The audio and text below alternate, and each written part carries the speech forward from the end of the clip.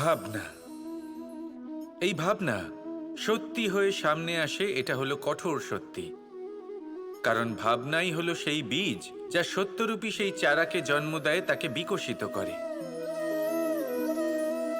এবার ভাবুন, যদি এই বীজ কাঁটা গাছের হয় তাহলে তা ছায়া দেবে না, তা শুধুই কাঁটা প্রদান করবে।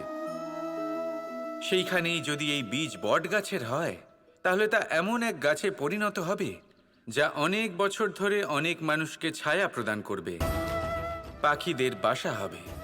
সেইভাবেই এই ভাবনা, যদি এই ভাবনা নিচু মানের হয় তাহলে আপনাকে আশঙ্কিত করবে। যদি এই ভাবনা উচ্চ মানের হয় তাহলে আপনাকে সমাধান দেবে।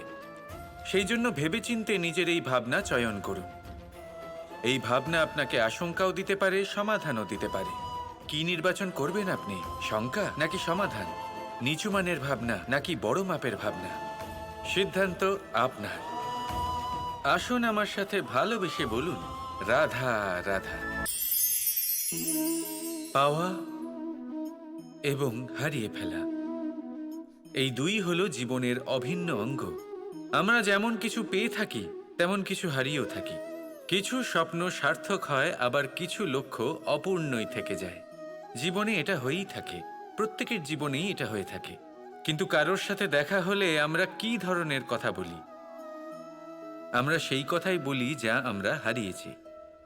নিজেও দুঃখ পাই, আবার সামনের মানুষটাকেও দুঃখ দিই। তার থেকে অন্যরকম কিছু করার চেষ্টা করুন, ধন্যাত্মক চিন্তা করার চেষ্টা করুন। মন সেদিকেই দিন, স্মরণ শুধুমাত্র তাকেই করুন, গুরুত্ব তাকেই দিন যিনি আপনার কাছে রয়েছেন। যিনি আপনার কাছে নেই তার আশায় কষ্ট কেন পাচ্ছেন আপনি?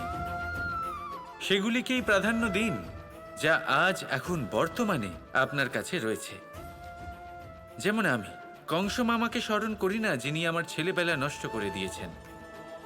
আমি স্মরণ করি আমার যশোদা মাকে, আমার বলরাম দাদাকে, আমার রাধাকে, যারা আমার জীবনকে ভরিয়ে তুলেছেন। আপনিও ঠিক এটাই করুন আর আমার সাথে ভালোবেসে বলুন, রাধা রাধা।